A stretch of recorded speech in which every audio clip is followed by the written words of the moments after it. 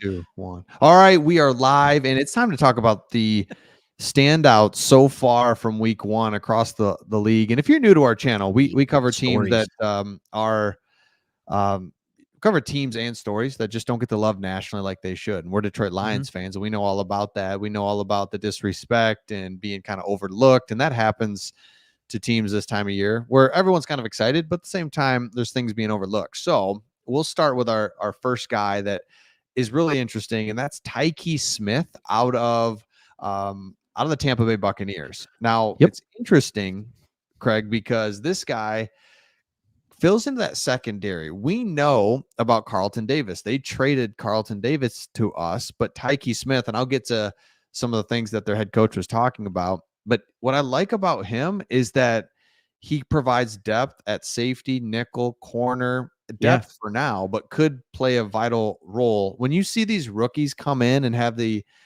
kind of like they step right in. This is again why NFL is so popular, but they can step right in and make a difference. When you see a guy like Tyke Smith come in for a team that went to the playoffs last year and really fill some voids, just thoughts on that as I pull up kind of what he's doing so far.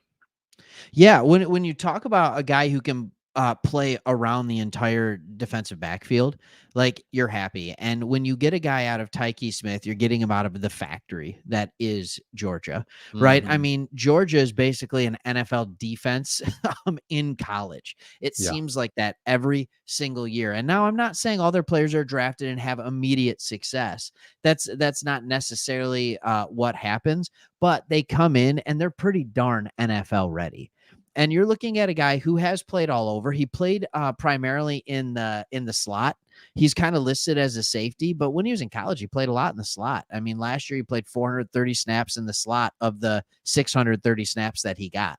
The other ones, he played deep sometimes. He played in the box. He kind of played safety down in the box a lot, and even outside corner every once in a while. So, I mean, this is a guy who really did everything in college in the SEC against, I'm not going to say the best teams, but the best talent for sure. The most elite athletes in college football. Yeah, it's so huge. And it's like, I love that. I love seeing that. So he did twist his ankle up a little bit. So he tweaked his ankle. But before that, Todd Bowles said that.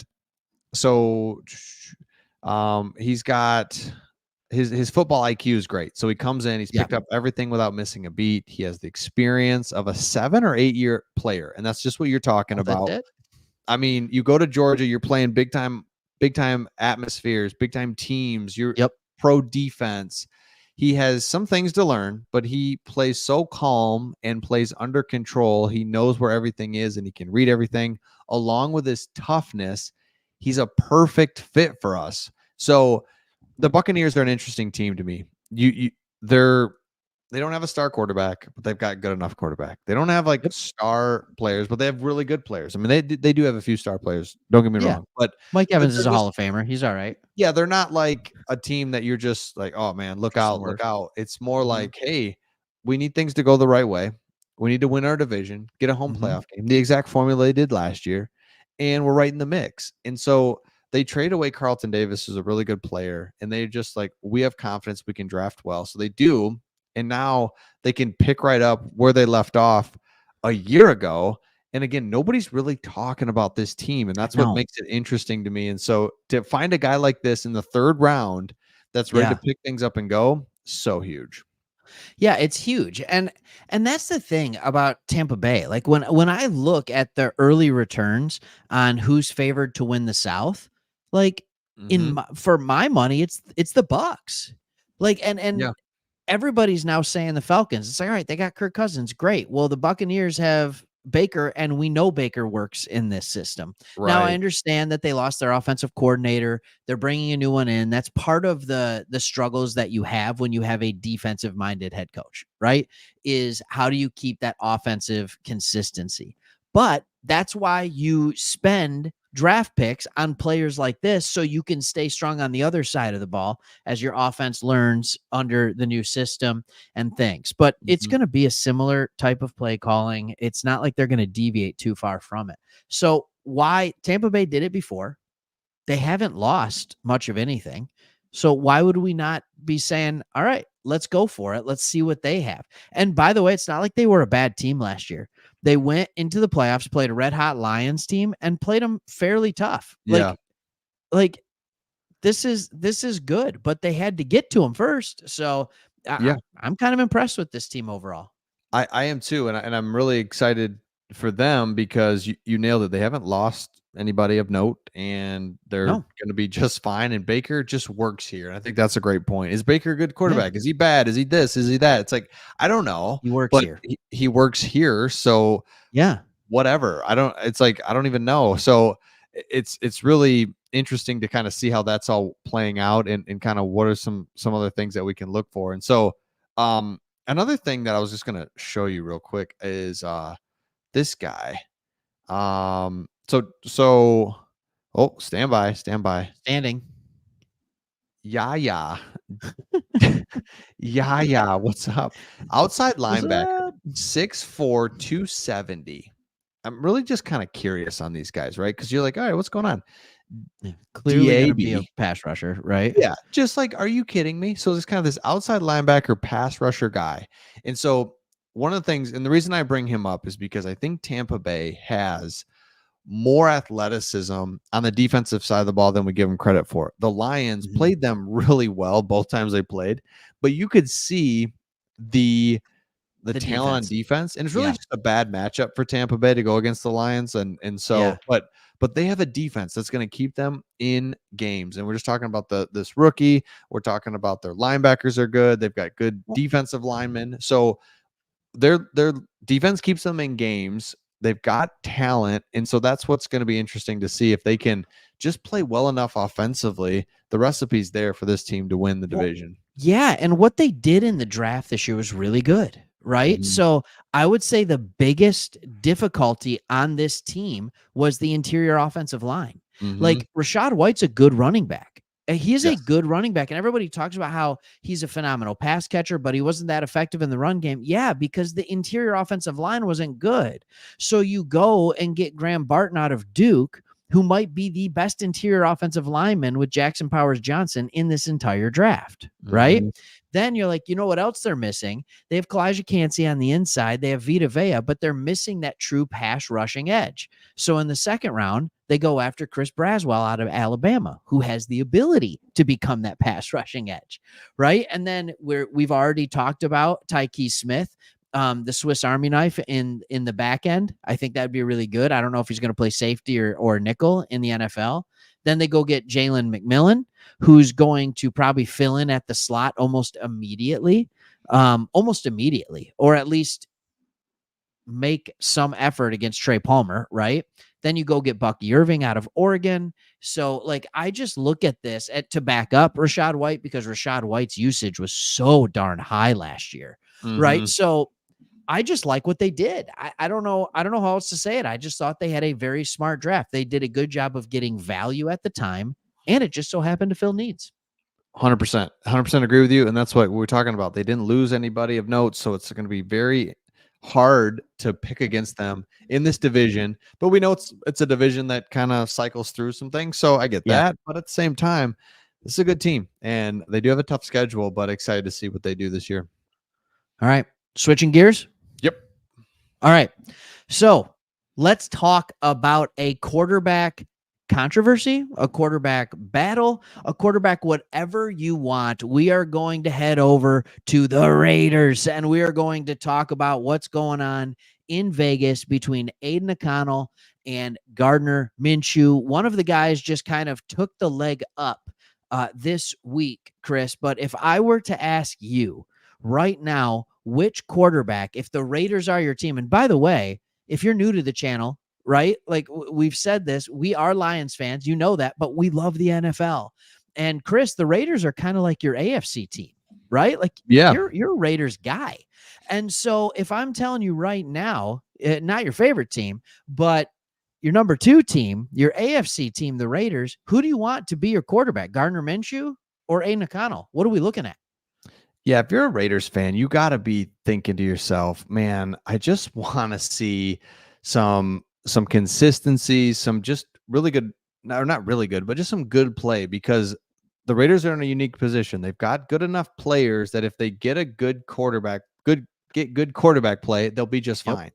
Yep. But they're not good enough. And what team is to win if your quarterback's not halfway decent? I mean, nobody No, really. So nobody. the good news is they've got the talent around the quarterback to make a move here. So I think if I'm neither one of these guys are like your long-term solution, like there's no No. way. So I just think about Minshew and about his ability to make things happen, and he just Yeah. has. So it's like He just Minshew would be has. the guy. So is that what you're kind of seeing being reported, or what's going on with the battle so far? I would say Minshew, but I don't know.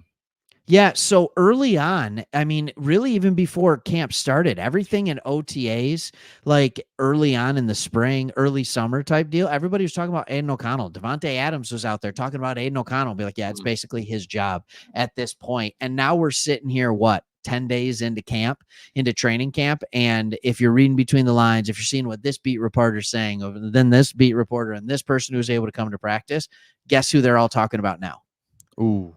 Uh-oh. Gardner Minshew. Right? Okay. Gardner Minshew's not that bad. He's a guy who's gone, I think it's 22-27 as a starter, right? Mhm. He was 9-8 last year with the Colts. By the way, that 22-27, he was like 8-16 or 8-17 with the Jacksonville Jaguars when they were just an awful organization. Minshew Right. mania. Remember all that stuff? Mhm. And he's a guy who came out, just threw the ball all over the yard. I think it was at Washington State.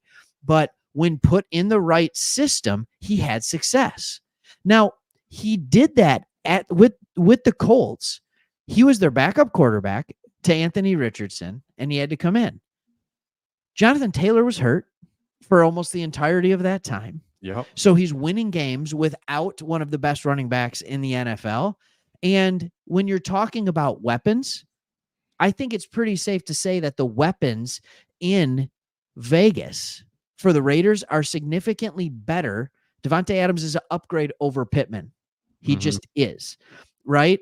I'm telling you right now, Brock Bowers is an upgrade over anyone at the tight end position. For sure. And so like that defense for the Raiders is a huge upgrade over the Colts defense.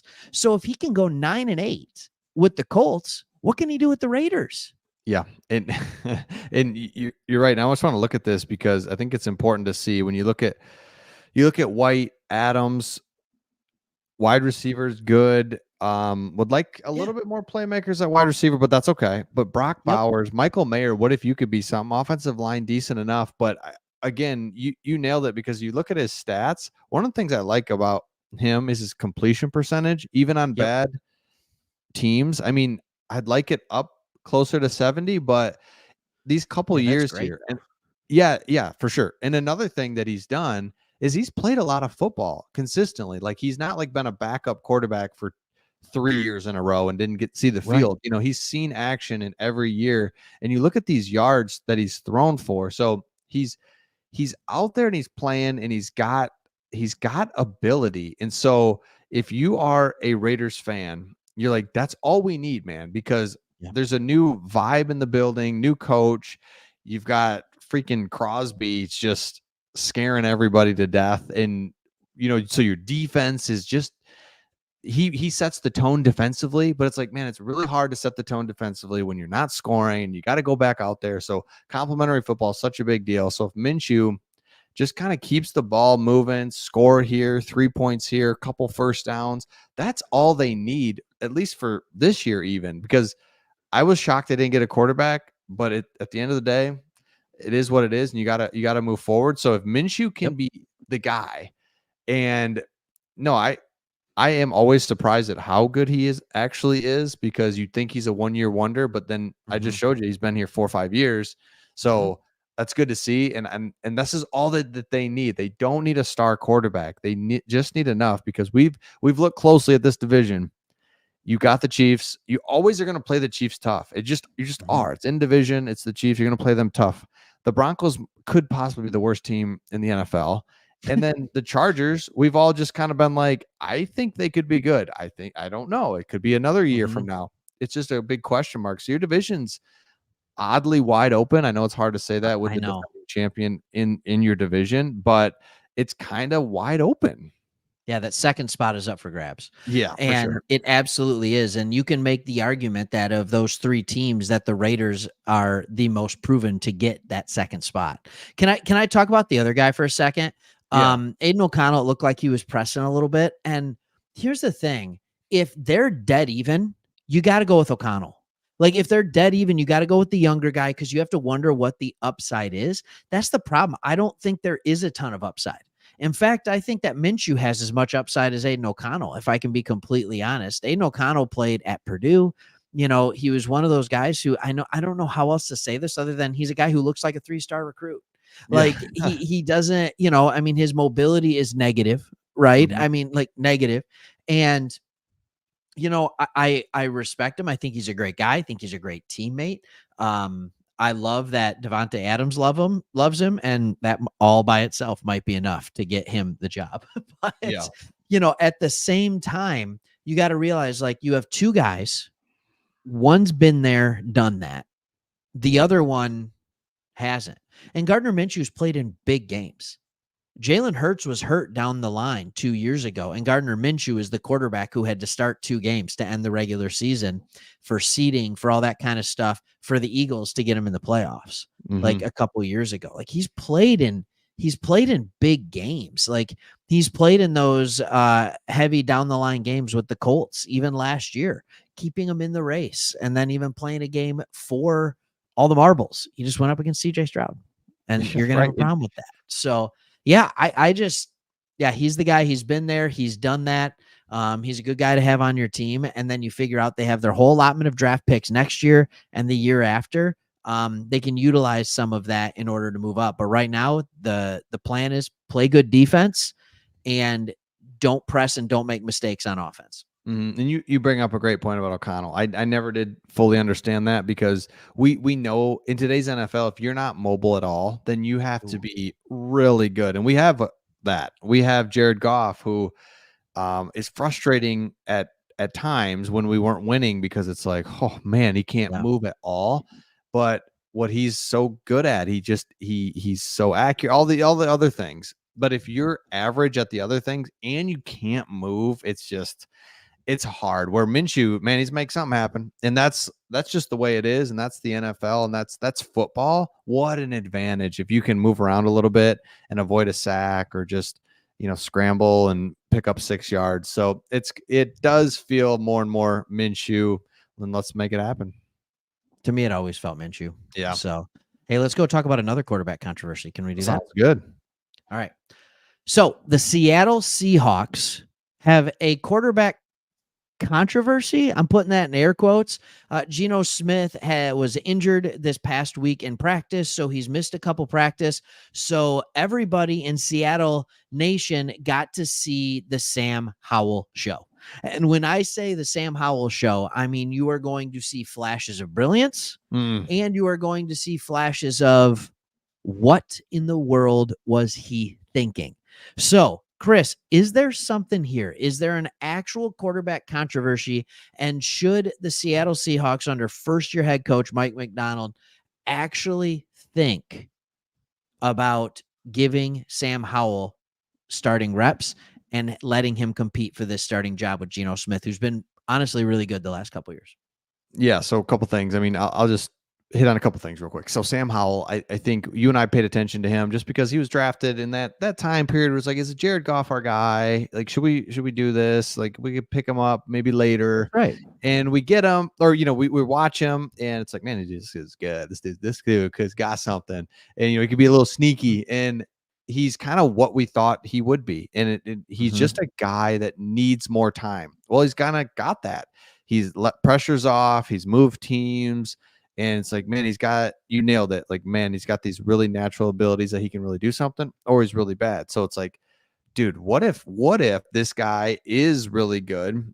Because Geno Smith is, and this plays into what my last point is, like, Geno Smith is the guy, and he's a perfect fit for Seattle. You said this about Baker Mayfield. He works there, and this is where Geno Smith just works. Love it. But is he your guy for forever? It doesn't mean Yeah, what necessarily is he, Sam. 33? Yeah, I Yeah, hear you. right. So Sam Howell provides a little something. He's Geno Smith-ish, kind of like in a younger, just mobile enough, just Mhm. arm talent there, kind of underdoggy enough. Like there's those things. It's like, man, he's just maybe a better younger version than Geno Smith. Why don't we try him out and roll with him? So that's kind of what's interesting. It's more interesting than I thought, I guess, this story, because it's like, no, Geno's the guy. It's like, wait, Sam Howell, I remember him. Let's see what he can do. Yeah. And so here's the deal with Sam Howell. And I think in a perfect world, he was in just a crap situation with Mm-hmm. the Commanders last year. And there was no defense. For some reason, you can have four basically all pro talents on a defensive line and your defense can still be awful. The Commanders prove that to be That's true, right. which is unfortunate. Because and I do think, by the way, the Commanders are going to be better this year. And a team that could be good in the future. But he was in a bad situation last year. I think he needs a year holding a clipboard. I think he Yeah. needs a year or two of the Jordan Love treatment, right? Where it's just like, hey man, we see the raw talents, we see the abilities, and he even showed it in the couple practices that he was able to start. He threw a couple of tight balls in windows that were splitting coverages, back shoulder throws, like these throws that like are big time NFL throws. Like not every quarterback in the league can make these throws, but he can. And he has the guts to take them. But then at the same time, he's throwing interceptions too. Mhm. And he's making bad decisions. And I think he's just a guy that needs some time. So to be able to sit behind a guy who's exactly 10 years older than him for a year, for 2 years, for a year and a half, whatever it's going to be, and just learn under a new offensive coordinator, right? Coming from the Huskies, right? And Mhm. so, like, we have a new guy in here. Let's figure this out and let's just let Sam lick his wounds from last year and learn from, because he got sacked more than anybody. He just held on to the ball forever. So let him learn. Let him be the quarterback of the future, but let Geno be the quarterback of right now. Is that kind of Yeah. a fair assessment? What you're thinking too? Yeah, because remember what he was traded for. He was traded. It was Howell and a 4th-round pick and a 6th-round pick to the Seattle Seahawks, who then had to give a 3rd round and a 5th round. So Yeah. it was kind of Yeah. like, hey, we're giving you. Would you just take him a little bit? Kind of almost. Yeah. It's And like we'll so give you up a round in each pick. yeah, And you kind of yeah. So it's so that. basically, it was traded for a 4th round pick. Is kind Yeah. of what this looks like when it's all said and done. That funky kind of, we want him gone, but we want something in return. Yeah, the whole thing. So that just shows you exactly right. Like they didn't really value him, but at the same time, the Seahawks are like, man, we want this guy, and we Yeah. want him as a backup. And so I think, remember, we always know the backup quarterback's always the most interesting or the most kind of like popular. Not necessarily that in this case, but it's also like, hey, what's up with you? We have the same thing with the Lions where we have a really good quarterback it's like, what, we know who Jared Goff is, and we got a great quarterback in Jared Goff, but even us are like, what do we got in Hendon Hooker? Man, this dude is Mhm. going to go for the Heisman. So it doesn't matter who it is. There's always That that doesn't going to be matter. that intrigue, because it's like, man, you just picture him Yeah. coming in, throwing touchdowns, throwing just like it, moving around with his legs. But it's like, man, no, this is a perfect situation. I don't think he's ready, but I think he's perfect to sit And I think, there, yeah. watch, and be ready. Yeah. And I think he could be ready, Yeah. right? When the time comes. And that's what's kind of the cool thing here. And this isn't the first time that Seattle has done this. Brought in a guy that it's like, I don't know if he's ready yet, but let's see if he'll be ready in a year or two. And I forget what his name is. He went from the Broncos to the Seahawks. Now he's not on the team. Anyways, um, I look at that and I'm just like, all right, they're willing to take this chance. Quarterback's a fickle position. It's hard to get someone to figure it out after they hadn't figured it out, but they did it with Geno Smith. Yeah. So why not give it another shot? And here we are. And this is something, Chris, we like to talk about. Like, do we watch preseason football? Right. And I didn't want to watch the Hall of Fame game because I hate the Bears. Right. Mhm. But I did watch like a half of football because it's football. And is there a team, honestly, that is more exciting to think about watching in the preseason than Seattle right now? Like, you have two quarterbacks And you want to see what you have in Sam Howell. Like, you're going to be excited to watch him. You want to see if Jackson Smith and Jigba is going to get more run right away. You want to see what this new defense is going to look like. You want to see if the offense can move the ball at all, because they have a new offensive coordinator, and the offense has been it's been good, but it's been kind of boring. Is that a fair Yes. statement with Yes. Seattle? Unless they play the Lions, then they score 45 every single time. But Yeah. like, it really is kind of like, because that's what Pete Carroll wanted. He wanted to play defense, have a slow, methodical offense. I'd be really excited as a Hawks fan right now. Like, Yeah. this would be an exciting preseason and season. It's like, what's going to happen? I don't know. And by the way, their division is loaded. And The NFC that's the only West problem. is loaded. Yeah, that's a problem. But yeah, they're definitely a team that we're just like, huh? Because yeah, I think they rebooted. They didn't have to like totally retool. It's just like, all right, we just made some tweaks, but they're really big stuff. With, their head coach is a guy that comes from the Harbaugh tree. Detailed defense is going to be Both good. Harbaughs. Yeah, defense is going to be really much improved. Offense will be better. So yeah, if I'm a Hawks fan, I'm just I'm excited for this season. Again, tough division, but you're gonna be so much. You were 9-7 last year, or 9-8, and yet you were terrible on defense, shockingly, and that'll be much better. So it's hard to imagine getting worse from 9 wins, and that's exciting. Yeah, I think I completely agree with that. You were middle of the road on defense, above average on offense, which is crazy to think about. But that middle of the road on defense for what you should have played ended up being a bottom 7-8 team in points allowed. Like, they just gave up points like crazy. And that's the difference. Like, this is a team that had a winning record, but they were outscored. Like, they were outscored by almost 40 points, I think, over the course of the season. So that's always interesting. Excited. I'm telling you right now, this defense will be markedly better. So much better. And it doesn't hurt that you got Byron Murphy in the first round. Like, the fact that he fell to 16 to y'all is great. Christian Haynes out of UConn in the third round is a great steal for interior offensive line. You can see what Mike McDonald, the coach, is doing right away. He's saying, we build in the trenches and we go from there. It's kind of cool to watch. Yep, for sure. So, man, if you're new to our channel, like we said, we kind of cover teams and stories that are just under the radar and kind of don't get the love nationally. And so make sure you subscribe to our channel if you haven't. And man, anything else, Craig? This is great. We're gonna go live like this a few times, so hopefully you can join us. Yeah, and I think here's the fun thing about doing this together is, honestly, it's like, all right, let's just talk ball, right? And so we get to talk football. That's what we want to do with everybody out there. We've talked about this before. This isn't our first channel, right? We have Sports Talk Detroit, and we go live on there every once in a while too, but we'd like to build it up over here on Sports Talk Extra, because there's 31 other teams in the NFL and we just love the NFL.